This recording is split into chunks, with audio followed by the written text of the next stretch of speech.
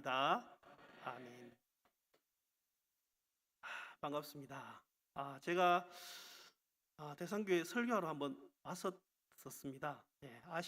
기억하시는 분이 있을지 모르겠지만 그때는 이제 목사로서 왔고 오늘은 선교사로서 이렇게 서게 돼서 이게 웬 은혜인가. 저 자신에 상당히 또 감사하고 또 불러주신 또 우리 대상교회 우리 목사님과 또 성도님들께 매우 감사한 마음으로 또 이 자리에 섰습니다. 코로나 3년 동안 고생 많으셨죠? 아직 끝나지는 않았지만, 아직 엔데믹이 오진 않았지만, 언젠가는 이제 또 끝이 날이라 생각을 하고 있고요. 제가 이제 일본으로 이제 선교를 하러 나갔을 때 나가자마자 코로나가 이제 터졌습니다.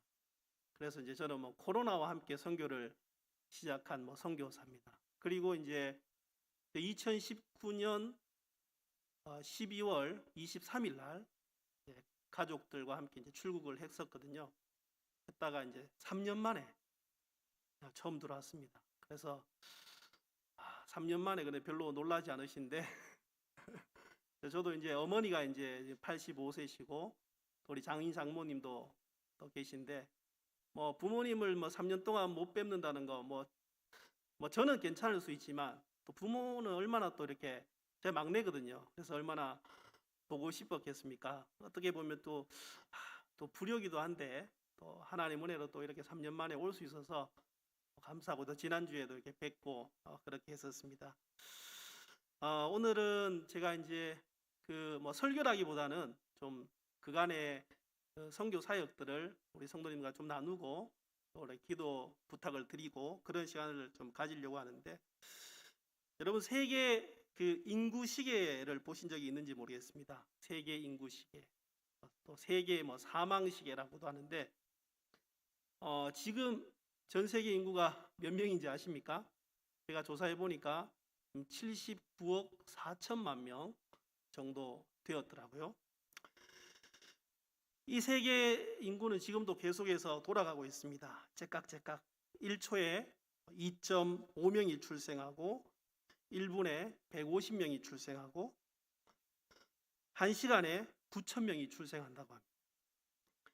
그리고 또 사망 시계는 한 해에 한 5천만 명 정도가 전 세계에서 사망을 하고 있답니다. 지금도 째깍째깍 초당 2.5명이 태어나고 1.8명, 약 2명이 죽고 있습니다. 세계 인구 중에 예수님을 믿지 않는 사람들은 줄 잡아서 3명 중에 2명 정도 된다고 합니다. 초당 1.8명이 죽는다면 초당 1.2명이 지옥에 떨어지는 거죠. 초당 1.2명이 이 지옥에 떨어지는 것을 보고 계시는 우리 주님의 마음은 어떨까? 그런 또 생각을 하면서 또 선교지를 또 생각할 수 있는 시간들이 되면 좋겠는데요.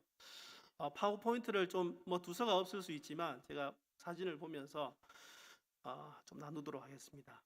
제 이름은 이제 황대현이고 아내는 조혜정입니다. 저희는 우리 대상교회가 속한 교단 대한해수교 장로회 합동측 교단의 교단 선교회가 GMS입니다. GMS의 소속 선교사고요. 처음에는 이제 제가 GMS에만 소속이 돼가지고 훈련을 받고 선교사가 됐는데, 선교 현지에 가서 이게 이제 좀 여러 가지 어려움들이 있었는데, 그래서 하나의 선교 단체를 또 제가 들어가게 됐는데, 일본 복음 선교회라고 일본 복음 JEM이라고 이제 서울에 이제 본부가 있습니다. 일본 복음 선교에 들어가서 이제 또 소속 선교사가 됐습니다. 한번 넘겨주시겠습니까? 여러분 또 일본을 잘 아실 수도 있지만 또 잘 모르실 수 있으니까 조금 설명을 드리면, 지금 이제 일본이 이렇게 한 덩어리 같이 보일 수 있지만 저게 이제 섬입니다. 중간에 이렇게 떨어져 있거든요. 제일 위에 빨간 곳이 이제 홋카이도라는 섬이고, 중간에 크게 이제 노란색부터 주황색까지 여기 이제 본섬입니다. 본섬, 큰 섬이죠. 가장 이제 인구가 많고요. 그 밑에 저게 주황색 밑에 연보라인가? 핑크 저 섬이 이제 시코쿠라는 섬입니다. 그리고 마지막 밑에 있는 섬이 보라색이 뭐죠? 규슈. 장로님 알고 계시죠? 규슈입니다. 크게는 4개의 섬이고요. 일본은 작게는 섬이 7,000여 개 정도 있습니다. 상당히 섬이 많죠. 섬이 많고 여러분 아시는지 모르겠지만 우리가 정말 가장 가까운 나라지 않습니까? 가깝지만 참 먼 나라인데 얼마나 가깝냐면 스시마에 가보신 분이 계신지 모르겠습니다. 저 스시마에 개인적으로 4번 정도 갔었는데 스시마에서 부산까지 직선거리로 한 50km 정도. 그러니까 날씨가 좋은 날에는 일본에서 한국이 육안으로 보입니다. 그 정도로 이 일본이 가까운 나라입니다. 근데 참 우리에게는 이 역사적인 아픔으로 결코 가깝지 않죠. 여러분 어떻습니까? 일본을 사랑한다 막 자신 있게 이렇게 손들 수 있습니까? 제가 볼 때는 이제 우리 믿는 분들도 제가 보니까 반반인 것 같아요. 어떤 분들은 그래도 일본을 사랑해야 된다. 어떤 분들은 일본은 용서할 수 없다. 이런 분들이 제가 보니까 있는 것 같아요. 자, 일본은 이제 이렇게 이루어져 있고 조금 넘겨주시겠습니까? 일본이 땅 면적이 우리 남한 대한민국의 3.8배, 상당히 크죠. 인구가 1억 2,800만. 우리 한 2.5배 정도 되나요? 상당히 큽니다. 그래서 일본은 지금 경제 대국이기도 하지만 요즘 우리 한국이 많이 성장해서 일본을 앞질렀다 이런 뉴스도 나오고 하지만 일본은 경제 대국입니다. 대국이고 상당히 이렇게 뭐랄까 제가 들어가서 봤던 일본은 이렇게 좀 안정된 느낌이 있습니다. 그래서 그런 부분에 대해서 결코 이제 이렇게 쉽게 볼 수 있는 나라는 아닌 것 같고요. 경제적으로 일본은 이제 종교가 좀 이제 우리 잘 살펴봐야 되지만 신도라는 게 있습니다. 아주 토속 종교고 종교라고 느끼기도 하지만 대부분의 일본 사람들은 그냥 관습적으로 믿고 있는 게 이제 신도입니다. 이렇게 신사라고 이렇게 아마 보셨는지 모르겠지만 마을마다 신사가 있고 또 마을마다 마츠리라는 그런 축제를 하고 있는 그런 종교죠. 그리고 이제 일본의 천황제도와 밀접하게 관련되어 있는 게 이 신도라는 종교라고 볼 수 있습니다. 거의 97%, 98% 이상 일본 사람들이 신도와 연관되어 있다 생각하시면 됩니다. 그리고 이제 일본도 불교가 있는데 일본식의 이제 불교가 있고요. 그다음에 일본의 또 문제는 이제 신흥 종교입니다. 우리나라도 신천지라든지 각종 이단들이 많지만 일본도 신흥 종교가 상당히 문제가 되고 있고 작년에 여름이었죠. 우리 전 총리였던 아베가 총에 맞아 죽었잖아요. 그것도 이제 통일교와 관련되어서 그런 일들이 있었죠. 그 정도로 이런 신흥 종교들이 일본 내에서 미치고 있는 영향력들, 정치와 이렇게 얽히고 설키고 이런 부분들이 상당히 복잡합니다. 카톨릭도 존재하고 있습니다. 카톨릭은 일본이 매우 빨리 들어왔습니다. 1500년대 후반에 일본에 전래가 됐으니까 우리나라보다 기독교로 친다면 이 천주교를 기독교로 보고 전래한 걸 친다면 상당히 빨리 들어왔죠. 그래서 이런 종교를 이제 가지고 있고요. 기독교 인구는 지금 1%가 되지 않는 걸로 알고 있습니다. 그래서 실제적으로 주일날 교회에 출석하는 일본인들은 50만, 60만, 그래서 한 0.5%가 될지 안 될지 실제 상당히 미미한 일본 기독교의 현실입니다. 1%를 넘지 못해서 선교사의 무덤이다 이런 별명이 붙어져 있는데 상당히 영적으로 힘든 나라입니다. 상당히 힘든 나라고요. 일본이 역사적으로 보면 좀 뭔가 이 신도가 지금 이제 제가 크다고 얘기했는데 천황제가 좀 없어질 수 있는 기회가 한번 있었습니다. 일본이 1945년 8월 15일 날 패전을 했잖아요. 패전을 했죠. 패전을 했을 때 45년부터 1952년까지 미국의 우리가 잘 알고 있는 메가더 장군이 일본을 군정으로 다스리고 있었습니다. 7년간. 메가더 장군도 크리스찬이잖아요. 미국인이고. 그때 이 메가더 장군이 천황제를 없앨 수 있는 기회가 있었습니다. 기회가 있었는데 그때 없앴더라면 일본은 이제 어떤 기독교를 받아들이는 데 있어서 지금과는 좀 양상이 달라졌을 텐데, 뭐 아시다시피 천황이 워낙 그 신적인 존재다 보니까 일본의 그 높은 정치인들이 메가더에게 극구 이제 그 부분만은 이제 천황제는 없애지 말아달라고 간곡히 부탁을 했고, 이것만 없애지 않으면 모든 걸 우리가 잘 따라가겠다라고 해서 이제 메가더 장군이 그걸 없앨 기회가 있었는데 못 없앴습니다. 그래서 천황제가 뭐 지금도 남아 있는 상황인데, 그런 게 제가 좀 보니까 상당히 아쉬움으로 남아 있는 것 같습니다. 다음 페이지 한번 넘겨주시겠습니까? 네, 저는 이제 지금 어디 있냐면요, 홋카이도에 있습니다. 제일 위쪽에, 일본의 제일 위쪽에 홋카이도. 여러분 중학교 때 오호츠크의 기단, 그런 거 들어보셨죠? 그래서 오호츠크의 그 바다에 영향을 받는 그런 한랭 기후인데, 삿포로, 홋카이도의 그 주시인 삿포로에 있습니다. 홋카이도는 지금 인구가 전체 한 500만. 근데 이제 1억 2,800만 중에 500만이니까 적죠. 네. 적고, 근데 홋카이도 저 땅 크기만 해서 크기가 남한의 강원도를 뺀 정도의 크기와 맞먹을 정도는 크니까요. 상당히 강활하죠. 저 땅도 뭐 일본이 그 아이누족을 내쫓으면서 어떻게 보면 뺏은 땅이라고 볼 수 있는데, 네, 홋카이도 삿포로에 저희는 살고 있습니다. 현재는 그렇게 삿포로에 있습니다. 다음 페이지. 여기는 이제 후지산입니다. 후지산은 이제 본섬에 이제 도쿄 근처에 있는데요. 저희가 원래 갔을 때 처음에는 1년 동안 이제 후지산 근처에 정착을 해서 선교 훈련을 받고 뭐 그런 계획으로 가서 이제 1년 정도 지냈습니다. 근데 이제 그 시즈오카현 고텐바라는 저곳에서 1년 살았는데, 처음에 이제 선교지에 갈 때 뭐 여러 가지 막막했었습니다. 일본 선교를 마음 먹고 또 순종하면서 달려갔는데, 또 누군가야 제가 어떤 그 가이드를 받아야 되잖아요. 받아야 되는데 어떤 좋은 선교사님하고 이제 연결이 되어가지고 그렇게 이제 생각을 하고 저쪽으로 가서 집을 구하고 이렇게 정착을 했는데, 상당히 좀 힘들었습니다.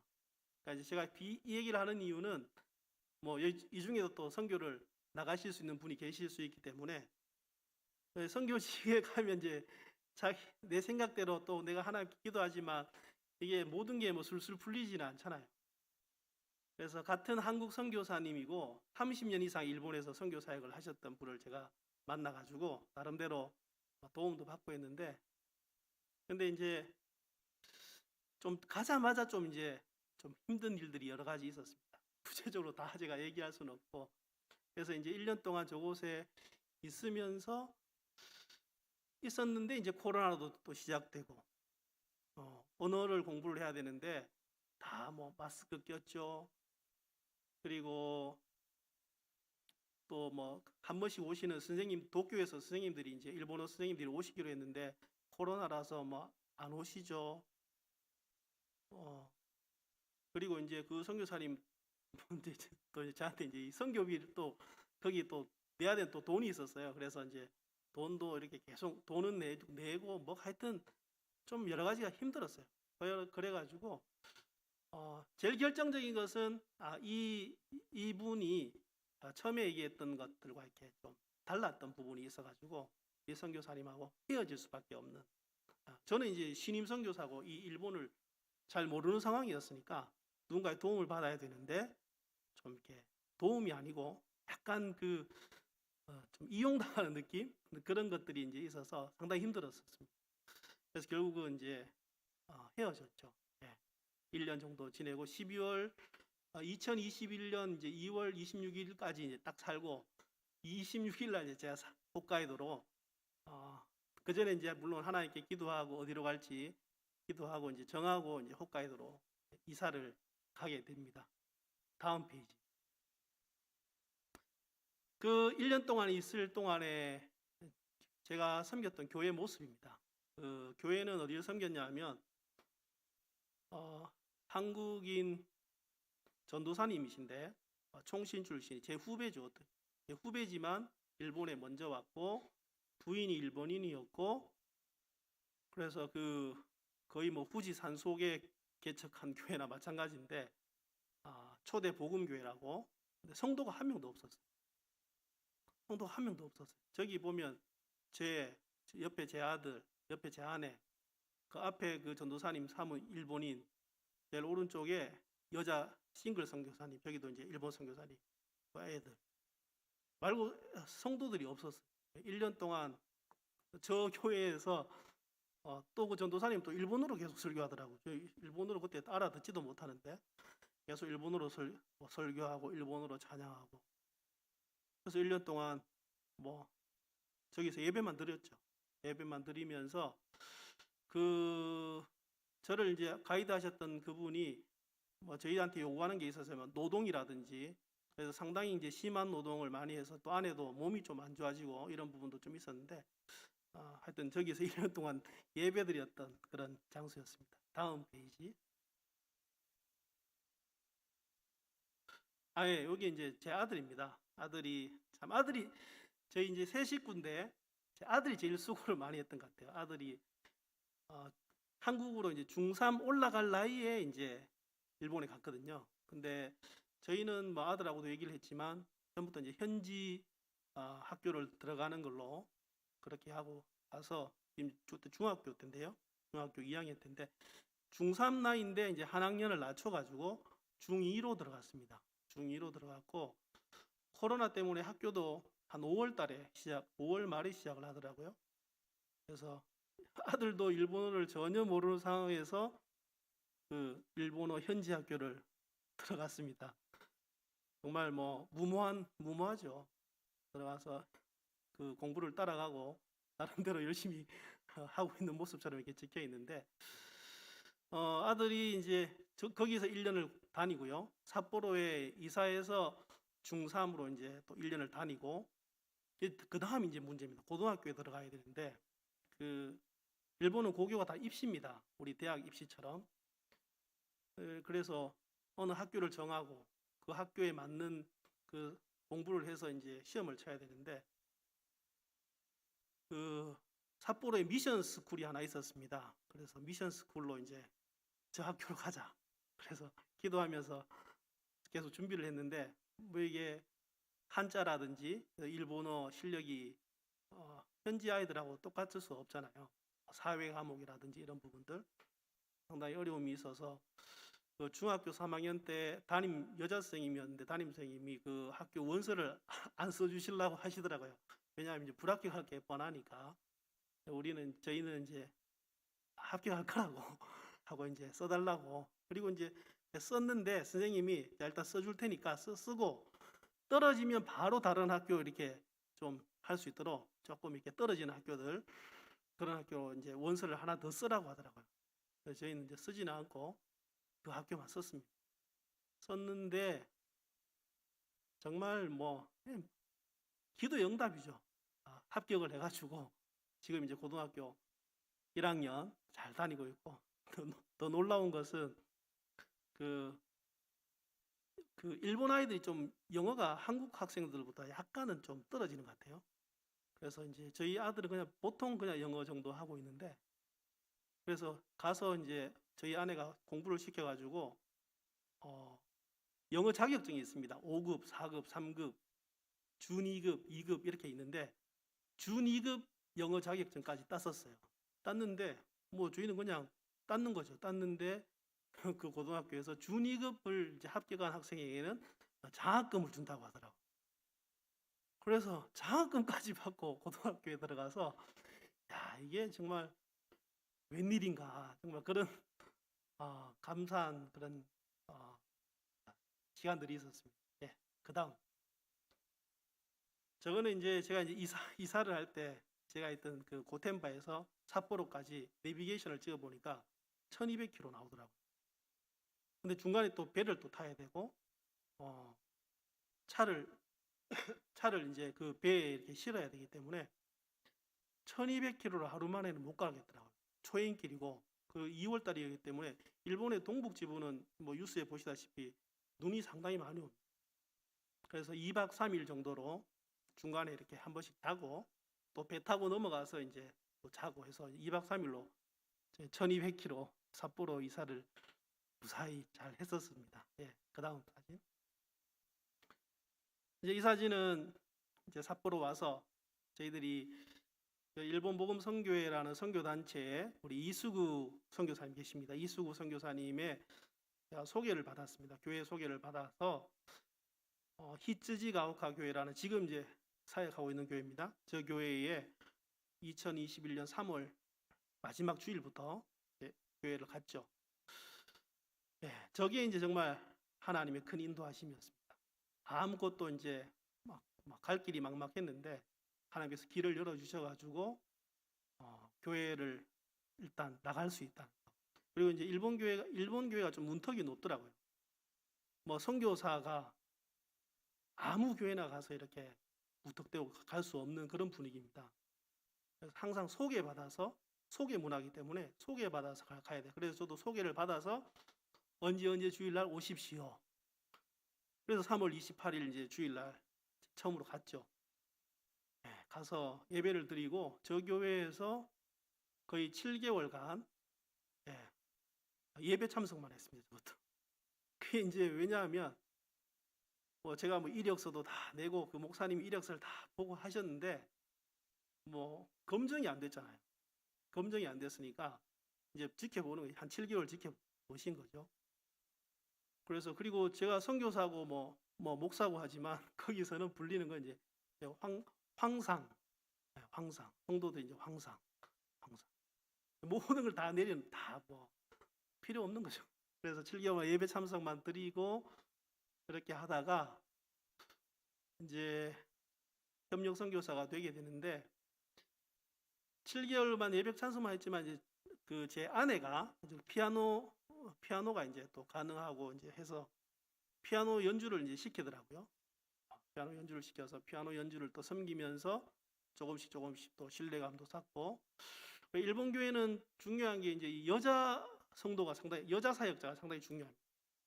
남자 사역자보다 여자 사역자가 더 중요한 것 같아요. 혹시나 뭐 나중에 또 일본 선교를 기도하시는 분이 계실지 모르겠지만 여자 성도님들이 이제 여자 사역자가 여자 성도님들과 이렇게 접촉하고 그런 것들이 좀 더 수월한 것 같아요. 분위기가 이제 조금 우리 한국보다는 더 제가 이제 남자 선교사지만 여자 성도님들한테 뭐 말을 걸거나 뭐 이렇게 하기가 상당히 좀 분위기가 힘들어요. 힘들고 좀 그런 게 좀 엄하게 좀 그렇게 돼 있는 것 같고요. 7개월만 예배만 참석했고 그 다음 사진은 주시겠습니까? 그리고 11월 달에 2021년 11월에 이제 히츠지 가오카 교회 협력 선교사로 취임이라고 하더라고요. 취임을 저와 제 아내가 이제 했었습니다. 상당히 감격적인 날이었죠. 왜냐하면 일본 선교를 하겠다고 모든 걸 다 버려두고 우리가 갔는데 생각보다 우리가 생각했던 그 일본 또 제가 생각했던 일본 교회와 다른 것들이 너무 많았었어요. 그래서 여러 가지 문턱이 높아서 이제 일본 선교 사역을 시작하는 그런 시점이었기 때문에 상당히 이제 감격했던 시간들이었습니다. 그다음 그렇게 이제 협력 선교사가 되고 저기 아까 저희들 취임할 때 앞에 있었던 그 목사님이 히츠지 가오카 교회 코스게 목사님이신데 이분이 이제 저희들을 상당히 지금도 잘 이해해주고 있고 또 목사님 때문에 저희들이 지금도 성도들에게 많은 사랑을 받으면서 사역을 하고 있게 되는데 저 코스게 목사님이 이제 1950년생이십니다. 지금 72세시죠. 72세. 제가 속한 저 교회의 교단, 일본 예수 그리스도 교단은 정년이 75세입니다. 목사님 정년이 75세. 한국은 뭐 만 70세지만, 근데 75세까지인데 저 목사님이 이제 저희들 3월 달에 처음 만났을 때 하셨던 얘기가 있습니다. 뭐냐면 그때는 뭐 저희들 일본어도 좀 많이 부족할 텐데 일본이 한국을 식민 지배했던 그 시간들, 그리고 그 시간들 중에 목사님이 얘기한 것 중에 한 거는 그 제암리 교회 성도들을 일본 사람들이 총을 쏴서 교회 안에서 성도들 다 죽였었거든요. 제암리 사건.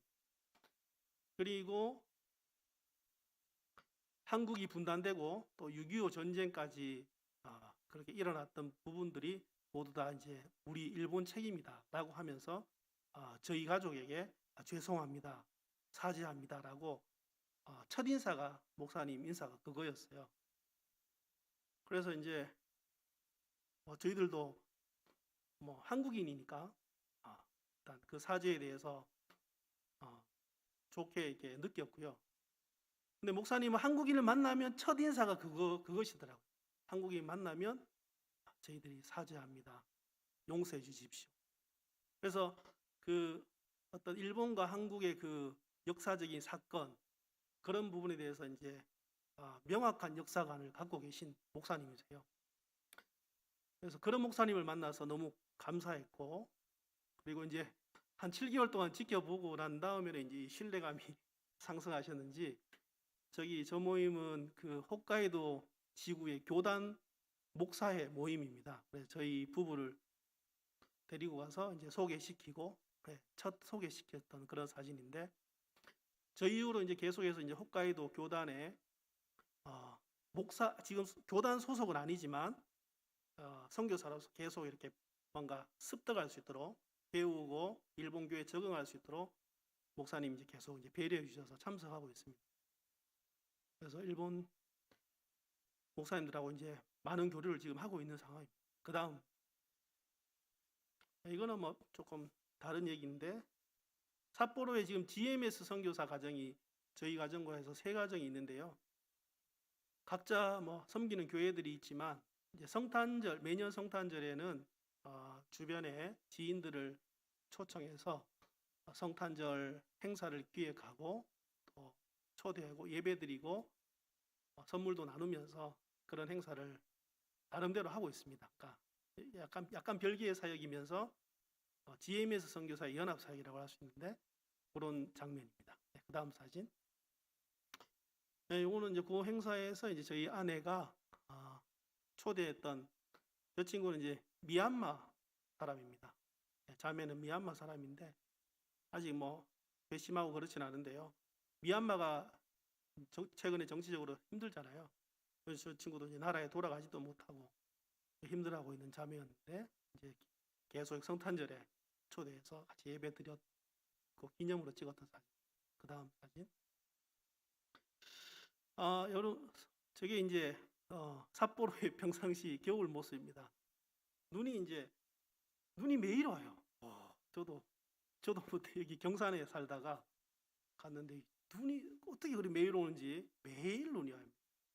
눈을 이제 뭐 녹는 눈도 있지만 옆으로 치웁니다. 치우면 이 길에 벽처럼 눈벽이 이렇게 생기고 또 시야도 가리고, 하여튼 그런 게 삿포로 생활입니다. 근데 이제 신기한 것은 이제 눈이 저렇게 오는데 어떻게 생활을 하지 하고 이제 저희들도 뭐 생활을 하고 있지만 이제 지내다 보니까 삿포로가 이제 다 이제 지하철이 다 있는데 지하에서 모든 걸 해결할 수 있도록 이제 지하가 상당히 발달되어 있더라고요. 그래서 지하 가면 뭐 그냥 코트도 안 입어도 되고 뭐 따뜻하니까. 그래서 여러분이 생각하는 것보다는 뭐 눈이 있어서 그렇지 뭐 생활하는 거는 뭐 괜찮다 생각하시면 돼요. 운전하는 것이 좀 많이 불편하고 그런 부분이. 이건 이제 제 차입니다. 제 차인데 매일 이제 이 눈을 아침에 제일 하는 일이 눈 치우는 일이에요. 눈 치우고. 다행인 건 이제 저기 이제 밑에 보면 눈이 안 쌓였죠. 밑에는 그 열선이 깔려가지고 눈이 다 녹아요. 높게 돼 있고 이제 차 눈만 이렇게 치우면 되는데 매일 눈을 하여튼 치우는 아주 재밌는 것이 이제 삿포로고요. 그다음에 이제 제가 시즈오카 있을 때 저 중고차를 구입을 했는데 삿포로 홋카이도 가니까 차가 전부 다 그 4륜 구동이더라고요. 4WD. 저는 이제 그 2WD거든요. 그래서 이제 차 영업하시는 분이 괜찮냐고 차 팔려고 저한테 막 이렇게 얘기를 하시던데 좀 기도 제목이긴 합니다. 제 2WD라서 이렇게 눈이 이렇게 오고 쌓이고 하다 보면 이렇게 데코보코 이게 울퉁불퉁한 게 이렇게 있어가지고 차가 안 나가더라고요. 그래서 앞으로 언젠가 좀 해결을 해야 되는데 뭐 그런 기도 제목이 있습니다. 네, 그다음 히치지가오카 교회 가서 지금 이제 이분을 위해서 제가 기도하고 있습니다. 콘노상이에요. 콘노 테츠로상인데 이분은 와세다 대학 영문과 출신이고 뭐 삿포로에서 호텔 지배인으로 이제 계속 일하시다가 이제 퇴직하셨는데 부인은 교회에 나오고 계신데 이분은 지금 교회에 안 나오고 계세요. 근데 이제 그 목사님께서 이제 이분하고 이제 저하고 일본어 공부를 할 수 있도록 연결을 시켜 마침 주셔가지고 제가 이제 기도도 하고 뭐 일본어도 배우고 또 여러 가지 이제 생활들도 배우고 하고 있는데 주일날 교회는 옵니다. 오시는데 그 손녀 데리고 이제 오셔가지고 주일학교 예배에 가시더라고요. 그러니까 이제 그 어른 예배 예배를 드리는 게 아니고 그리고 또 안 오실 때도 자주 있는 것 같고 그래서 콘노 테츠로상 혹시 여러분 그 기억하셨다가 얼굴을 봐셨으니까 좀 기도해 주시면 감사하겠고 이분이 1년 동안 이제 또 일본어를 저한테 또 많이 가르쳐 주셨습니다. 가르쳐 주셔서 이렇게 배우고 같이 또 제가 한국 식당 데리고 가서 식사도 하고 그런 교제를 하면서 그래서 저도 뭐 젊은 사람하고 교제하면 좋겠는데 워낙 이게 고령화되어 있기 때문에 이분도 뭐 70은 훨씬 넘었습니다. 넘었는데 뭔가 하여튼 교제를 계속 하고 있습니다. 그 다음 사진. 예, 저희 아들이 이제 고등학교 입학해서 이제 입학식 때 입학 예배라고 저기 적혀 있죠. 그래서 입학 예배 사진인데 정말 뭐 감사한 시간입니다. 예, 그 다음 사진. 이분이 이제 지금 협력하고 있는 교회의 코스게 목사님, 히치지가오카 교회 코스게 목사님이시고,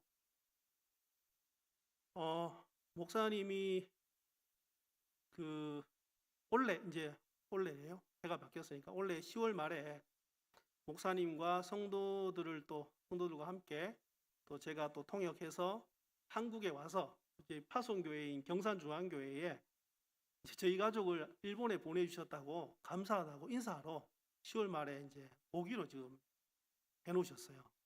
10월 말에 올 거예요.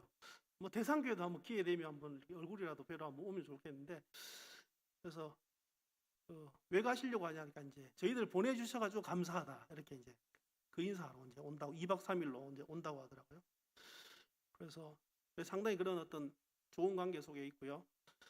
그 다음에 오셔가지고 성도들을 데리고 이제 어디 가실 거냐고 물으니까 뭐 대전에 뭐 독립기념관, 제암리교회 이런 어떤 역사적인 일본이 한국에 그 피해를 줬던 데에 대해서 성도들도 알아야 된다. 이 부분을 뭐 설교 때도 하시고 뭐 아주 자주 얘기하시는 정말 내가 볼 때 일본 목사님 중에도 상당히 좀 특이한 그런 목사님.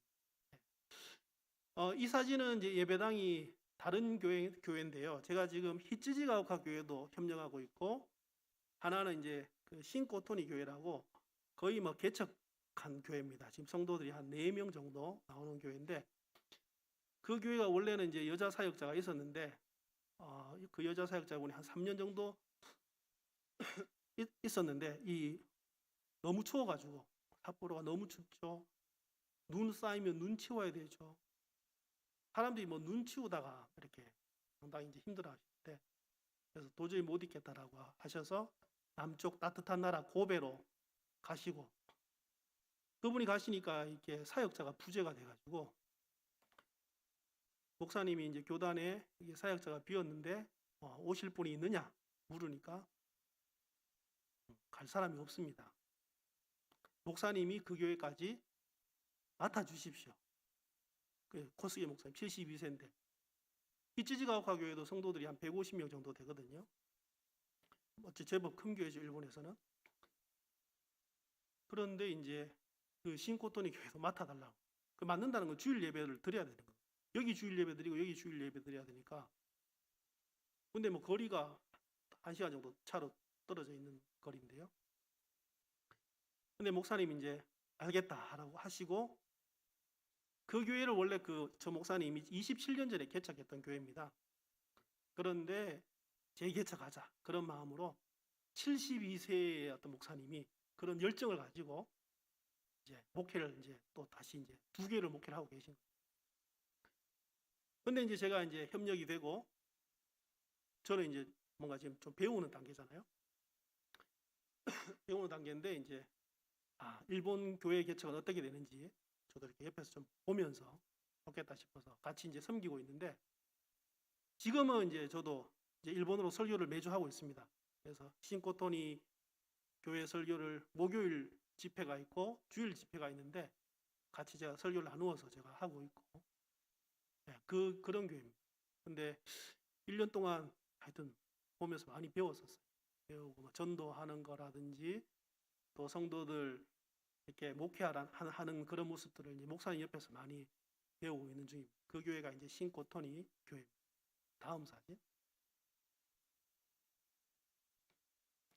네, 이 사진은 이제 저한테 기념 사진인데, 제가 이제 일본어로 첫 설교했는 그날 이제 저한테 첫 설교 들었던 성도들과 이제 찍은 사진입니다. 좀 찍읍시다. 그래서 이제 흔쾌히 찍어주셨는데,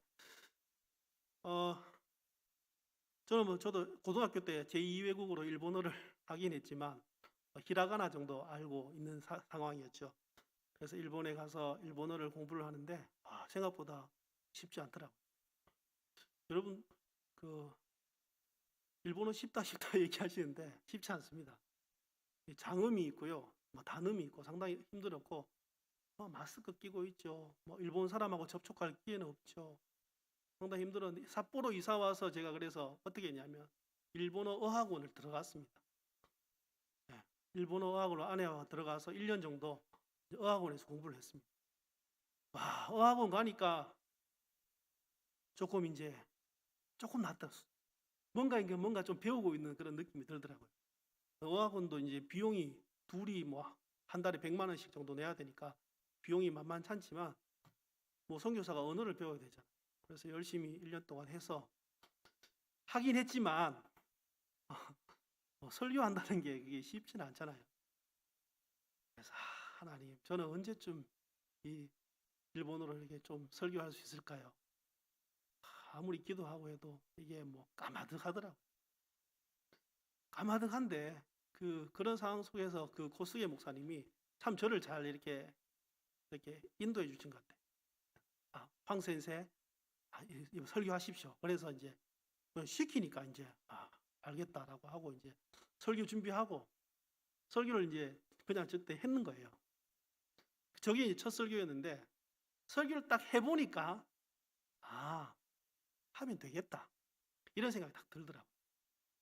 그래서 너무 이제 정말 뭐 감사했죠. 감사하고 뭐 떠듬떠듬하지만 일단 설교를 했던 그런 사진이었고, 저 이후로 이제 제가 그 히치지가오카 교회 목사님이 사모님하고 두 분 다 같이 아픈 바람에 이제 저에게 그 주일 설교를 또 부탁을 하시더라고요.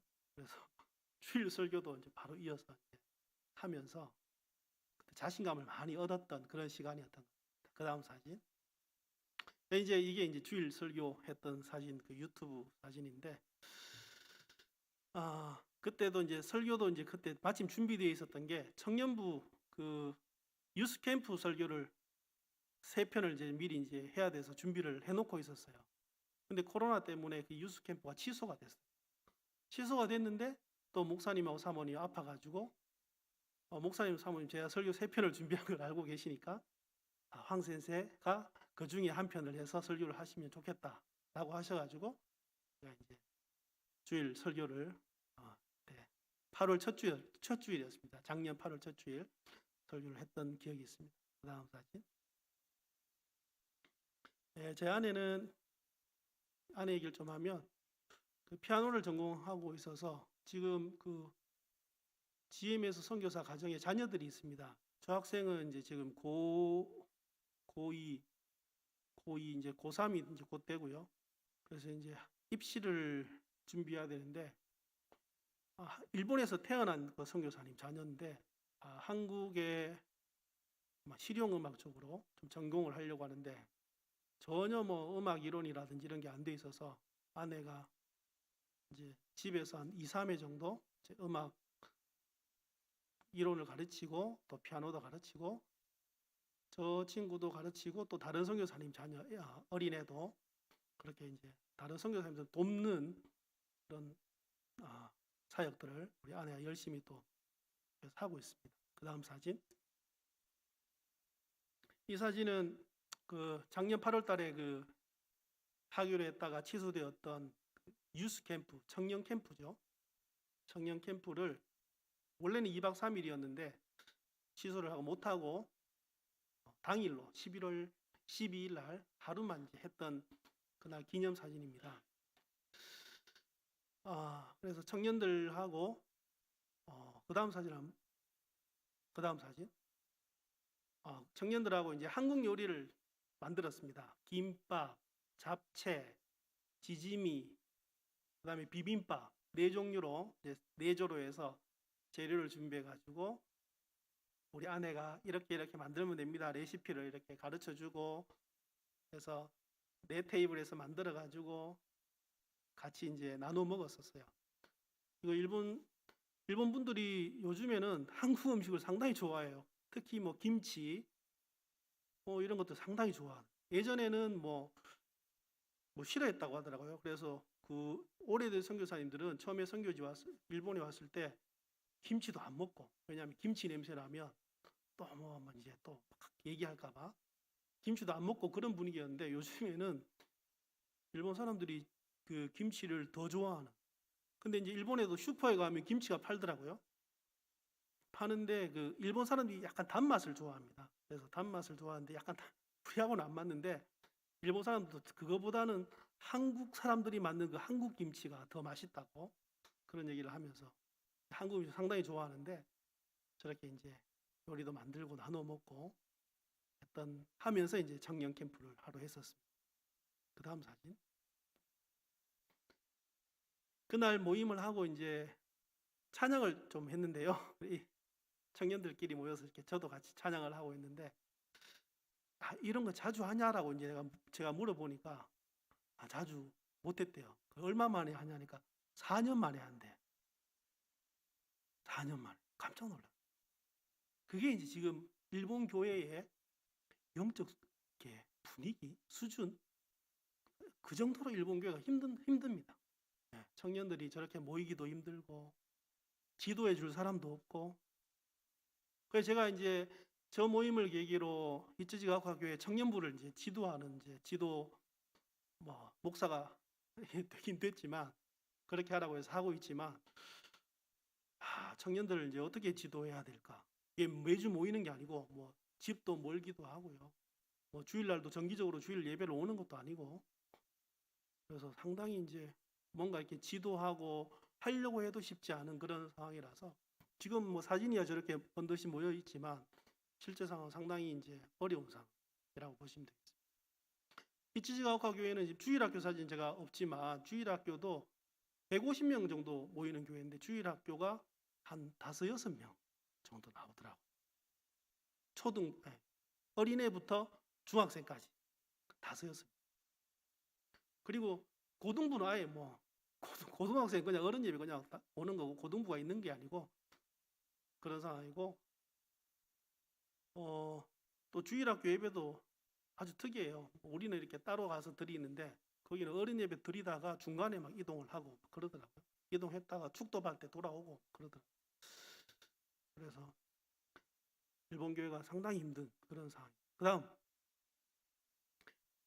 거의 이제 좀 마지막 사진인 것 같은데 이 사진은 저도 이제 일본 교회 선교를 하면서 교회 개척을 할 때 그 제자 훈련을 생각하고 있었는데 일본 목사님들과 한국 선교사들이 모인 제자 훈련 세미나 모습입니다.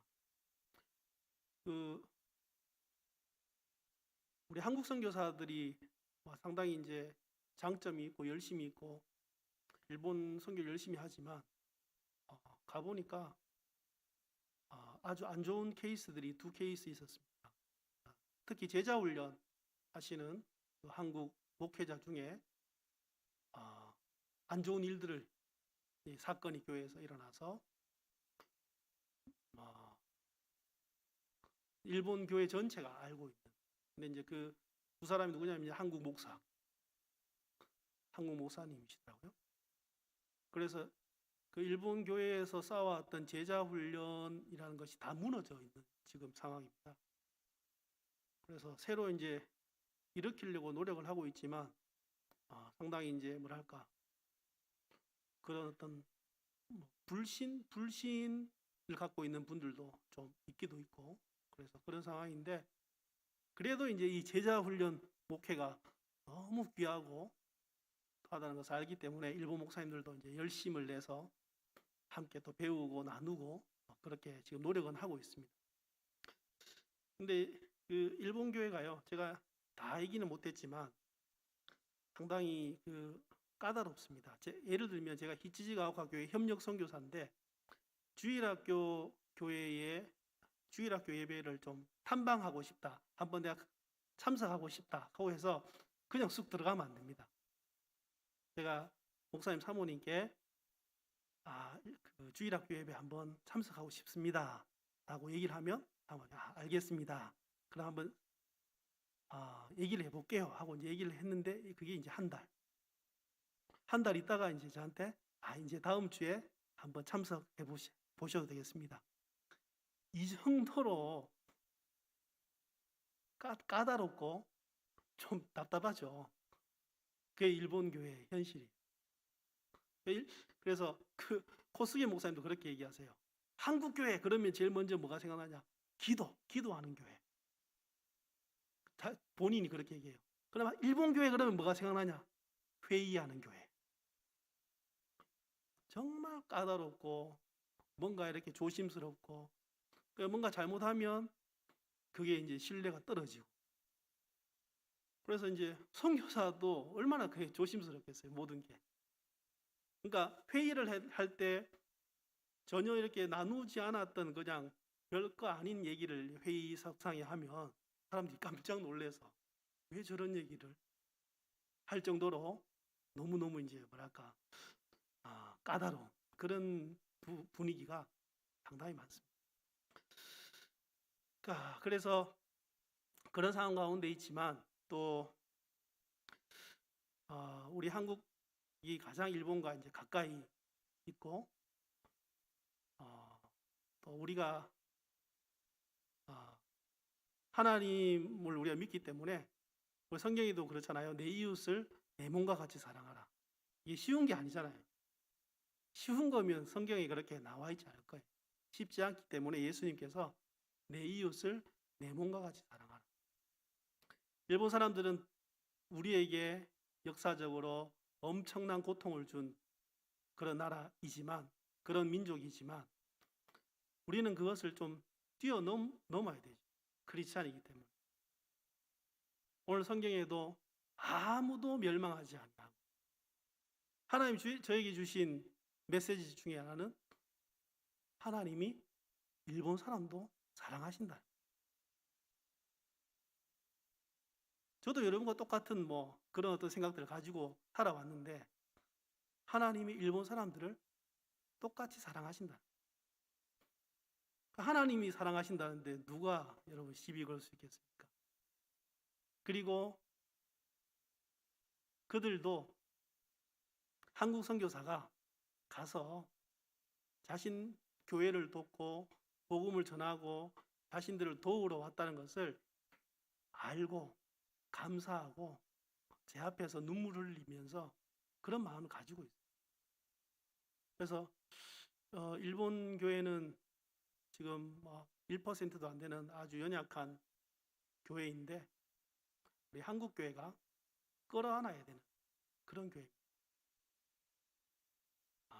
그리고 복음이 있기 때문에 그것이 저는 가능하다고 생각이 됩니다.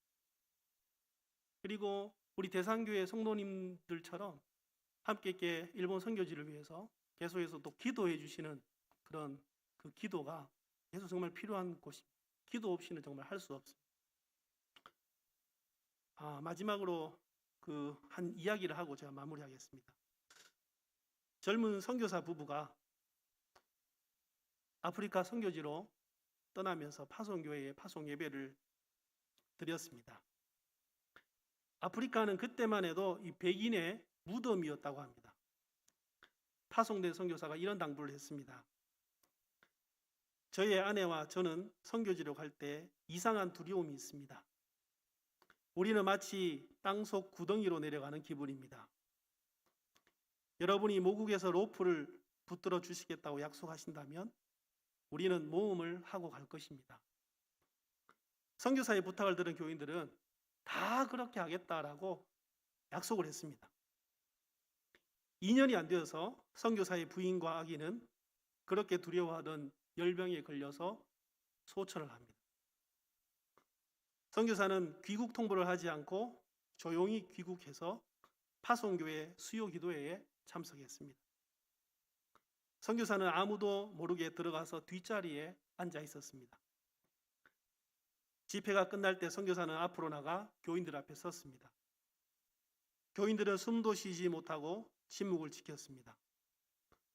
선교사의 얼굴에 이미 죽음의 그림자가 드리워져 있었기 때문입니다. 선교사는 이런 말을 했습니다. 저는 아내와 아기를 아프리카에 묻었습니다. 저도 죽으려고 귀국했습니다. 오늘 저녁 여러분이 기도하실 때에 로프를 붙잡아 주시겠다는 약속을 지키시나 보려고 애타게 기다렸습니다. 그러나 헛수고였습니다. 여러분은 여러분 자신과 교회만을 위해서 기도하시고 선교사는 잊어버렸습니다. 이제 저는 왜 제가 선교에 실패했는지 알게 되었습니다. 여러분이 로프를 붙잡아 주시지 않았기 때문입니다. 이 선교사의 이 마지막 음성, 우리 대상교회 성도님들이 그 음성을 듣고 저뿐만 아니라 지금도 함께 협력하는 우리 선교지에 계신 선교사님들을 위해서 정말 기도해 주십시오. 교회가 함께 기도하지 할 때는 기도하고 또 여러분 개인적으로 여러분들이 기도 편지를 정기적으로 아마 보실 수 있으니까 선교지에는 기도 없이는 할 수 없습니다. 여러분이 기도할 때 하나님께서 역사하신다는 것을 저는 느끼고 있어요. 제가 조금 짧게 얘기했지만 저도 이 선교지에서 저는 돌아올 수도 있는 상황이었지만 하나님께서는 못 돌아가게 길을 열어주셨잖아요. 제가 볼 때 하나님께서 성도님들의 기도를 듣고 어떻게든지 부족하지만 네가 그 땅에 있어서 조금이라도 도움이 되면 좋겠다라고 해서 저는 이렇게 길을 열어주신 것 같아요. 그래서 지금 선교를 사역을 하고 있는데 여러분들이 기도해 주실 때 선교사가 선교지에서 살아갈 수 있습니다. 꼭 기억해 주시고 함께 마지막 페이지에 기도 제목만 나누고 마치겠습니다. 겨울이 깁니다. 겨울이 이제 11월 말부터 4월 말까지 거의 한 5개월 정도 겨울입니다. 눈이 이제 12월 중순부터는 눈이 이제 내리면 안 녹고 계속 쌓여 있는 그런 눈이거든요. 겨울 안전하게 저희 가족들 지낼 수 있게 기도해 주시고 내년에 4월부터는 이제 저보고 또 한글 교실을 해달랍니다. 한글이 얼마나 인기가 좋은지 배우고 싶다고. 그래서 이제 저는 한글을 가르쳐 본 경험은 없는데 가르치면 되죠. 제 아내가 걱정입니다. 사투리로 가르치면 안 되는데 4월부터 시작한 한글 교실이 복음의 통로로 쓰임 받도록. 그 다음에 이제 히츠지가오카, 그 다음에 신꽃도니 교회 협력 사역. 제가 주로 하는 건 저는 설교 사역이고 아내는 이제 피아노 반주. 아들도 성가대로 또 봉사하고 있고 한데 잘 할 수 있도록. 저희 아들 인성입니다. 황인성인데 이제 고등학교 1학년. 내년 4월 달부터 이제 2학년 됩니다. 이제 고등학교는 이제 들어갔으니까 다니면 되지만 이제 다음에 또 대학을 어떻게 일본으로 갈지 한국에서 갈지 큰 좀 진로에 좀 기도 제목이 있습니다. 인성이가 건강하게 믿음 생활도 잘하고 또 학교 생활 잘할 수 있도록 잊지 않고 기억해 주시면 감사하고, 제가 한 2달에 한 번은 제가 선교 편지를 보내고 있거든요. 그래서 소식 보시고 오늘 또 이렇게 만나 뵀으니까 기도해 주시면